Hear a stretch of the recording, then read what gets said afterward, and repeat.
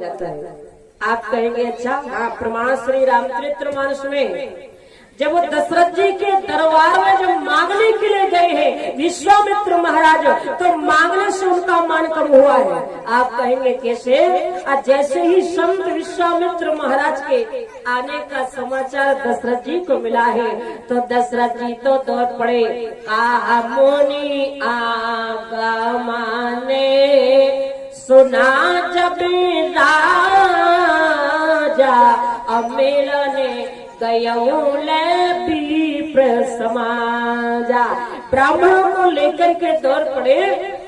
दशरथ जी सोच रहे हैं संतों का आना मानो भाग उदय होने के निशाने, वो भी बिना बुलाए संत आ जाए। लेकिन दशरथ जी सोच रहे हैं मन में, क्योंकि प्रसन्न तो है लेकिन मन में सोच रहे हैं कि इनका आना इतना साधारण नहीं है विश्वामित्र जी का, क्योंकि जब जब अयोध्या में आए हैं तब तब कोई घटना अवश्य घटी है। इसलिए मन में सोच भी रही है बाबा आए वो तो ठीक है। एक बार और आए थे हरिश्चंद्र के जमाने में, हरिश्चंद्र जी के नाम में चंद्र लगा था, तब भी आए थे। अब मेरे गुरुजी ने एक गलती कर दी कि मेरे बेटे राम के नाम में चंद्र लगा दिया, रामचंद्र। दोबारा बाबा जी आ गए, लेकिन सोचा नहीं जाना चाहिए। संत विश्वामित्र महाराज का स्वागत करने के लिए आज दौड़ पड़े हैं दशरथ जी, और अपने महलों में लाए और महलों में ला करके अपने सिंहासन पर बिठा दिया। और सिंहासन पर बिठा करके सोने के पात्र को मंगाया, थाल को मंगाया और चरणों को पखार रहे हैं। कहा चरण पखार केने अति पूजा, और मौसम आज धन नहीं दो जा। संत विश्वामित्र महाराज के चरणों को पखार रहे हैं। और मैं आपको एक बात बताऊं, संत विश्वामित्र महाराज आए हैं तो कैसे स्वागत कर रहे हैं, ये सोचिए और देखिए दशरथ जी के द्वारा। आप कहेंगे कैसे? अब आपके घर में कोई अतिथि आए तो कैसे स्वागत सम्मान करेंगे, ये दशरथ जी से सीखना चाहिए। दशरथ जी ने अभी ये नहीं पूछा कि महाराज आपका आना कैसे हुआ, हाँ, पहले चरणों को पखार रहे हैं। और चरणों को पखारने के बाद संत विश्वामित्र महाराज से अभी नहीं पूछा कि कैसे आना हुआ। संत विश्वामित्र महाराज विराजमान है, विविध भांत भोजन करवावा, 56 प्रकार के भोजन कराए। भोजन कराने के बाद भी नहीं पूछा कि कैसे आना हुआ। पूछा है? नहीं पूछा। श्री रामचरितमानस पढ़ लीजिए। अब जब भोजन करने के बाद बाबा विश्राम कर रहे हैं, विश्राम कर रहे हैं, माइक बिल्कुल आवाज चली गई है। हाँ भाई, लगता है हमारी कथा में इनको पता नहीं क्यों हमेशा आते, हमारी कथा से इनको बड़ा डिस्टर्ब रहता है। और हम जाते हैं जहाँ माइक हमको ओके चाहिए, नहीं तो कथा में मन लगता नहीं है। श्री राधे, बिल्कुल चला गया है माइक। प्रेम से बोले शंकर भगवान की, श्री हनुमान जी महाराज की। एक बार जरा जयकारा लगाइए और 2 बार कीर्तन करें, तब तक माइक सही करिए। और माइक सही नहीं हो कथा तो हम नहीं करेंगे भाई। कल भी हम देखे, हम सोचे चलो कोई बात नहीं, आज और डिस्टर्ब हमारी आवाज खींच रहा है, क्या समस्या है हमको कुछ समझे में नहीं आ रहा है। श्री राम जय जय राम, श्री राम। ये आवाज नहीं करे सामने, श्री राम जय जय राम, श्री राम राम, श्री राम जय जय राम, श्री राम,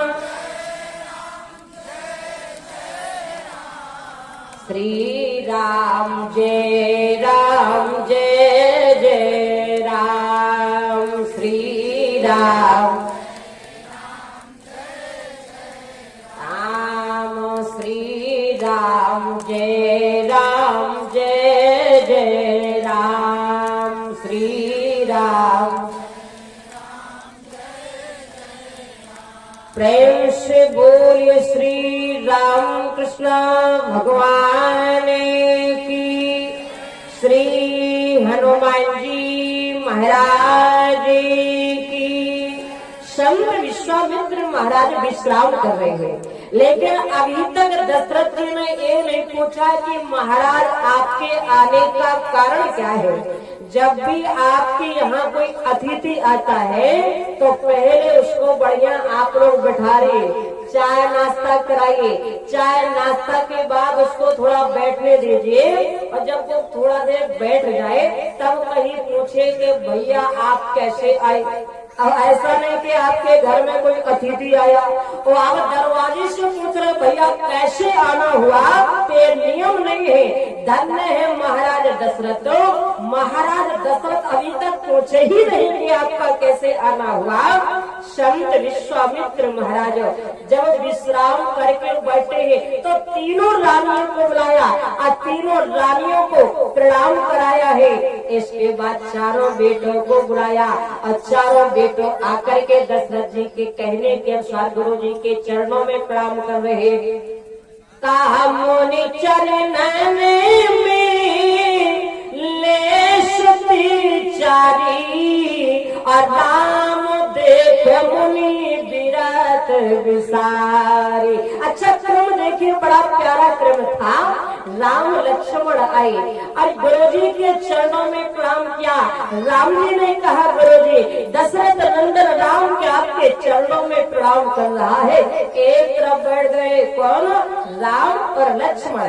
भरत शत्रुघ्न आए, उन्होंने भी प्रणाम किया, वो दूसरी तरफ बैठ गए। और संत विश्वामित्र महाराज देख रहे हैं, जैसे राम वैसे भरत। भारत राम की ही अनुहारी, सहसा लखन कहीं नर नारी। विचार कर रहे हैं संत विश्वामित्र महाराजों के चारों बेटों में से राम कौन है, भगवान कौन है, सोच रहे हैं। अब मैं आपको एक बात बताऊं, जब राम जी की ओर संत विश्वामित्र महाराज ने देखा तो संत विश्वामित्र महाराज का राम की ओर मन खिंचने लगा। कहा क्यों? क्योंकि राम तो वही राम है, उनकी मुस्कान गजब है, उनकी निगाहें गजब है। हमारे कवि ने तो यह लिखा है, जब संत विश्वामित्र महाराज ने राम की मुस्कान को देखा तो राम जी की मुस्कान पर संत विश्वामित्र महाराज मोहित हो गए। अब संत विश्वामित्र महाराज एक तक देखे जा रहे हैं। दशरथ जी ने दृश्य देखा कि बाबा जी की तो नजर ही नहीं हट रही है, कहीं मेरे बेटे को बाबा की नजर न लग जाए, संत विश्वामित्र महाराज की नजर न लग जाए। इसलिए अब दौड़ते दौड़ते आए, थोड़ी दूर थे और पास में आए और प्रणाम किया संत विश्वामित्र महाराज के चरणों में। अब हाथ जोड़ करके अब पूछ रहे हैं मन को हटाने के लिए। कहा क्यों? कहा इसलिए कम से कम ये मन तो हट जाए, जो एक तक मेरे बेटे राम को देख रहे हैं। तो वहाँ पर पूज्य श्री गोस्वामी तुलसीदास ने लिखा है कि अब आगे आकर के पूछ रहे हैं दशरथ जी कैसे। कहते हैं कहीं कारण, अरे कहीं कारण दमाने तुम्हारा, करत ना लाभो बारा। महाराज आपके आने का कारण क्या है, अब बताइए। अब पूछ रहे हैं, अभी तक नहीं पूछा, अपने आने का कारण बता दीजिए, आपके आने का कारण क्या है। मन को हटा दिया है। संत विश्वामित्र महाराज ने कहा दशरथ अब मैं जो मांग रहा हूँ क्या वो आप दे सकते हैं? दशरथ जी ने कहा संकोच छोड़ करके मांगे, आपके मांगने में देर लगेगी लेकिन दशरथ को देने में देर नहीं लगेगी। आप पहली बार थोड़ी आए हैं, आप पहले भी तो आए हैं, आप रघुवंश की परंपरा तो अच्छी तरह से जानते हैं। कहा रघुकुल तो अरे सदा चली आए, प्राण जाए परो बचन ना जाए। आप पहले भी आ चुके हैं, कब हरिश्चंद्र के जमाने में आए थे, बाबा ने कहा याद आ गया है तो दोबारा आए हैं। हमारे रघुवंशियों ने धर्म के पीछे स्वयं लिख जाना मंजूर किया लेकिन धर्म को नहीं छोड़ा, इसलिए महाराज संकोच छोड़ करके मांग लीजिए। विश्वामित्र महाराज ने कहा देखो दशरथ, पहले के विश्वामित्र में और आज के विश्वामित्र में एक अंतर है। का क्या अंतर है? का जिस समय में हरिश्चंद्र की परीक्षा लेने के लिए आया था उस समय मेरे हृदय में अहंकार था, अभिमान था, लेकिन आज जो विश्वामित्र तुम्हारे सामने खड़ा है, एक अहंकारी अभिमानी विश्वामित्र नहीं है, काफिर का आत्मयाचक बन करके आया है, कुछ मांगना चाहता है। दशरथ जी ने कहा मांगो, तो विश्वामित्र महाराज मांग रहे हैं। क्या? विश्वामित्र महाराज ने कहा जब मैं यज्ञ करता हूँ, अनुष्ठान करता हूँ, तो मैं बहुत परेशान हूँ। कहा क्यों? कहा असुर समोहे, अरे असुर समोहे सताबो मोहि, और मैं जाचने आयो निपतोहि।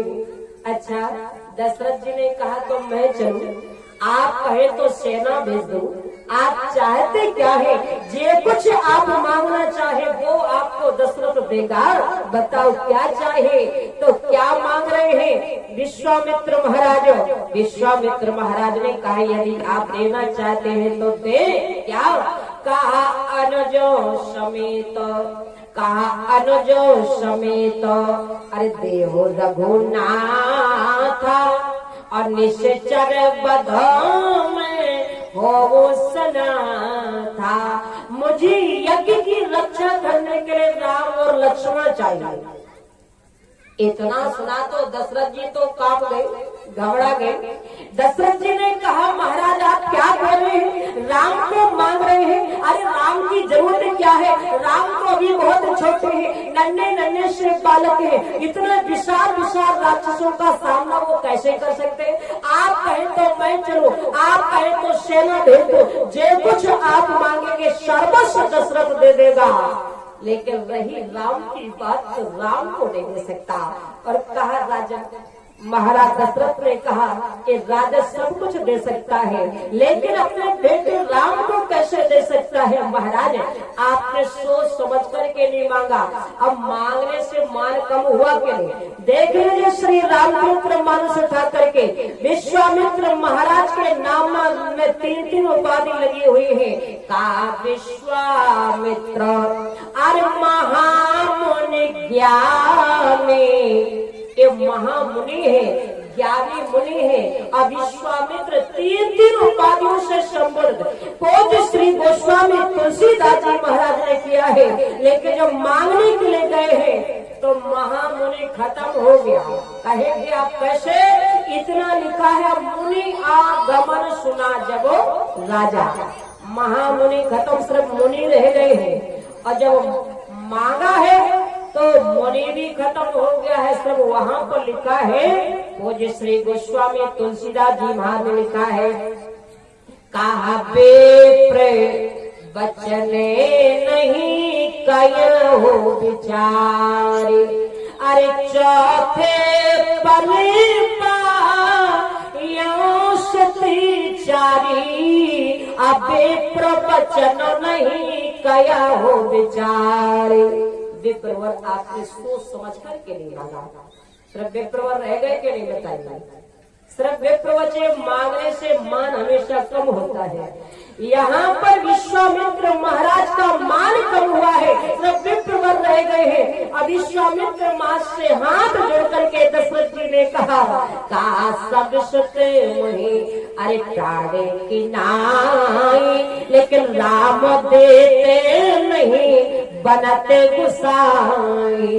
मैं सब कुछ दे दूंगा लेकिन राम को नहीं दे सकता। कहा क्यों? कहा राम तो मेरे जीने का आधार है, यदि राम ही जीवन से चला गया तो मेरे जीने का आधार ही खत्म हो जाएगा। इसलिए महाराज ये प्राण दशरथ भले ही दे देगा लेकिन राम नहीं दे सकता।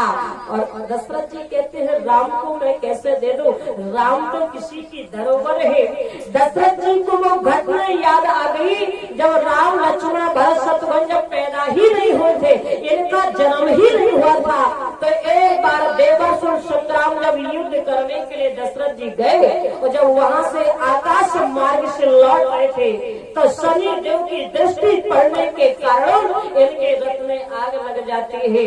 उस समय वहाँ पर गीधराज जटायु दृश्य देख रहे थे। गीधराज जटायु ने महाराज दशरथ को पहचान लिया, ये तो दशरथ जी है। पंख फैलाते फैलाते पहुँचे हैं और दशरथ जी को अपने पंखों पर बिठा करके पृथ्वी पर लाते हैं। दशरथ जी ने देखा, जटायु आपने मुझे जीवन दान दिया है, आज से आप मेरे मित्र हैं, आपको क्या चाहिए? ये दशरथ आपको हंसते हंसते दे देगा। जटायु जी ने कहा, नहीं मित्रवर, मुझे कुछ नहीं चाहिए, आपको जीवन दान दिया, ये मेरा धर्म था, कुछ नहीं चाहिए। अरे नहीं मित्रवर, कुछ ना कुछ तो मांगो। एक काम करो, अयोध्या चलो और अयोध्या चल करके वहाँ के आधे राजपाट का मैं आपको राजा बना दूंगा। आधा राजपाट आप चलाना, आधा राजपाट मैं चलाऊंगा। उस समय गीधराज जटायु ने कहा, नहीं नहीं महाराज, आपने मित्र बनाया, ये मेरे लिए कम नहीं है। यदि आप मुझे अयोध्या ले गए और अयोध्या का राजा आपने बनाया तो दुनिया के लोग कहेंगे कि अयोध्या का राजा एक गीधराज पक्षी, इसलिए मुझे कुछ नहीं चाहिए। दशरथ जी ने कहा, कुछ ना कुछ तो मांगो। उस समय गीधराज जटायु ने कहा, यदि आप मुझे देना चाहते हैं तो दशरथ बस एक वचन दो, मेरे यहाँ कोई संतान नहीं है। जब मेरा अंतिम समय आए तो अंत्येष्टि क्रिया करने के लिए अपने सबसे बड़े बेटे राम को भेज देना। उस समय दशरथ जी ने कहा था, जटायु अभी तो मेरे यहाँ भी कोई संतान नहीं है, लेकिन मैं आपको आज वचन देता हूँ, मैं मेरा बेटा मेरी अंत्येष्टि क्रिया करे या न करे, लेकिन गीधराज मित्र आज दशरथ आपको वचन देता है, मेरा सबसे बड़ा बेटा राम आपकी अंत्येष्टि क्रिया करने के लिए अवश्य आएगा। और वेद पुराण शास्त्र आप लोग उठा करके पढ़ लीजिए। दशरथ जी की अंत्येष्टि क्रिया राम जी नहीं कर पाए, लेकिन दशरथ जी की नहीं किए, लेकिन जटायु को जो वचन दिया है दशरथ जी ने, जटायु का अंतिम संस्कार करने के लिए राम जी पहुँचे हैं। तो आज उस घटना को यहाँ पर दशरथ जी याद कर रहे और दशरथ जी सोच रहे हैं, ये तो राम जटायु की धरोहर है, इसलिए राम को मैं कैसे ले सकता हूँ। इसलिए आंखों में आंसू भर करके दशरथ जी रो करके कहते हैं सब सतो मोहि अरे ताड़े की नाई और राम देते नहीं बनते गुस्साए। आज दशरथ जी ने कहा, सबसे ज्यादा आदमी को प्रेम किससे होता? अपने प्राण से। सबसे ज्यादा अधिक उसको अपने प्राण प्यारे होते हैं। दशरथ जी ने कहा, आप कहीं पे दशरथ हंसते हंसते अपने गर्दन काट करके आपके चरणों में समर्पण कर देगा, लेकिन राम को नहीं दे सकता। इतना सुना तो वैसे बहुत क्रोधी संत है विश्वामित्र, इनको बहुत जल्दी क्रोध आता है, लेकिन आज क्रोध नहीं आया। हाँ, क्रोध नहीं आया। श्री रामचरितमानस पढ़ लेना, बल्कि आंखों में आंसू आगे विश्वामित्र महाराज सोचते हैं, बात दशरथ आज मैं समझ गया कि तुम्हारे यहाँ राम ने अवतार क्यों लिया, मैं समझ गया कि ब्रह्म आपका बेटा बनकर के क्यों आया। राम के लिए जब तुम प्राण ही त्यागने के लिए तैयार हो गए तो आखिर भगवान आपका बेटा क्यों नहीं बनता दशरथ? आज मैं तुम्हें श्राप दे दूंगा, तुम इतना प्रेम राम से करते हो, इतना प्रेम। लेकिन दशरथ एक बात है, तुम्हारे रघुवंशियों ने धर्म के पीछे स्वयं बिक जाना मंजूर किया है, लेकिन धर्म को नहीं छोड़ा। अब मैंने आज मांगा है, तुमने दिया नहीं, तो कहा तुम्हारा चरित्र कलिंगित हो जाएगा।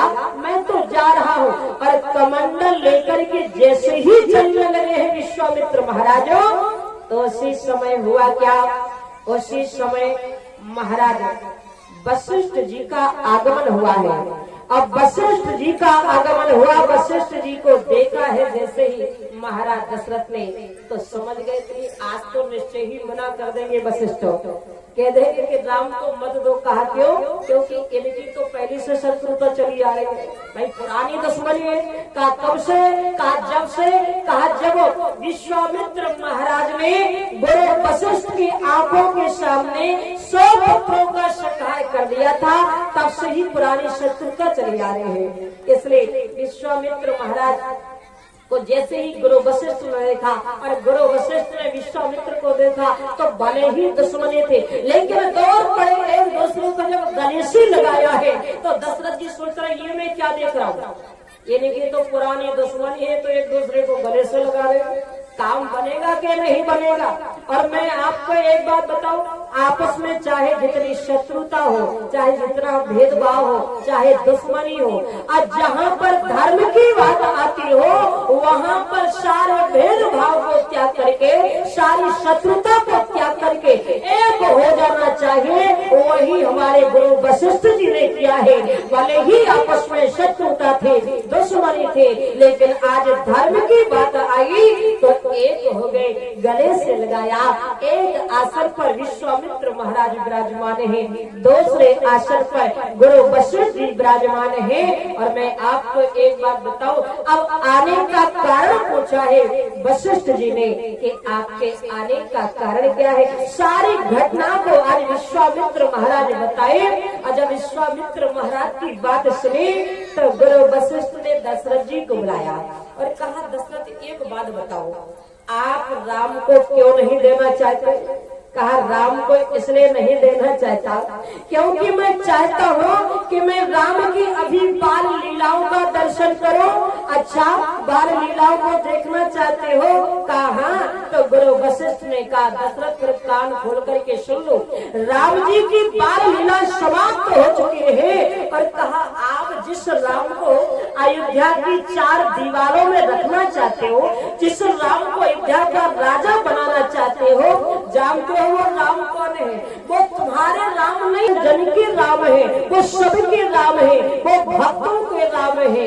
वो राम है जो अयोध्या की 4 दीवारों से निकल करके काशवरी मैया की कुटिया तक उनके चरण पहुँचते हैं, वो राम है। गंगा के किनारे जाकर के केवट के चरणों को पखारेगा तो केवट के राम है, शबरी के राम है, सुतीक्षण के राम है। ये तो जन जन के राम है।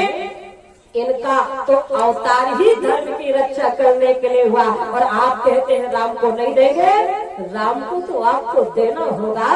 कहा, ये कोई नियम नहीं है दशरथ, आपके भाग में तो एक भी बेटा नहीं था, आपके भाग में कोई संतान थी। दशरथ जी ने कहा, नहीं।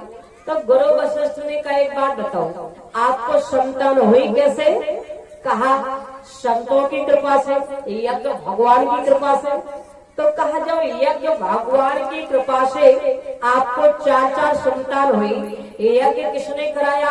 कई संतों ने। जब संतों की कृपा से, यज्ञ भगवान की कृपा से 4 बेटे हुए, आज उसी यज्ञ की रक्षा करने के लिए इन संतों के राम की जरूरत पड़ गई। और आप कहते हैं राम को नहीं देंगे, ये नियम नहीं है। दशरथ, राम को तो देना ही होगा। तब वशिष्ठ बहुविध समझावा, कई प्रकार से गुरु वशिष्ठ दशरथ जी को